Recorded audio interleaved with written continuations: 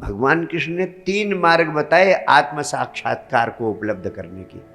कर्म योग, ज्ञान योग, भक्ति योग। कर्म योग का सार है कि कर्म करो, फल की आकांक्षा न करो।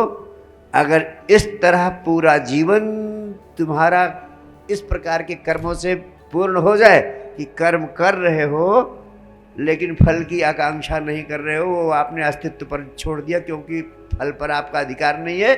सिर्फ इस तरह से तुम कर्म करना शुरू करो तो तुम्हारे द्वारा किया जाने वाला कर्म कर्म योग बन जाता है, और जब वो कर्म योग बन जाता है तो तुम अपने आत्मा में प्रतिष्ठित हो जाते हो। जब आत्मा में प्रतिष्ठित हो जाते हो तो आत्म साक्षात्कार की घटना घटती है। दूसरा योग क्या दिया उन्होंने? ज्ञान योग। ज्ञान योग मुख्य रूप से ध्यान का मार्ग है, यानी विचारों के जाल से मुक्त हो, विचार शून्यता की अवस्था को उपलब्ध हो, नेति नेति से उस विचार शून्यता की अवस्था में उपलब्ध हो जाओ। जब विचार शून्य हो जाते हो तब आत्मा में प्रतिष्ठित हो जाते हो।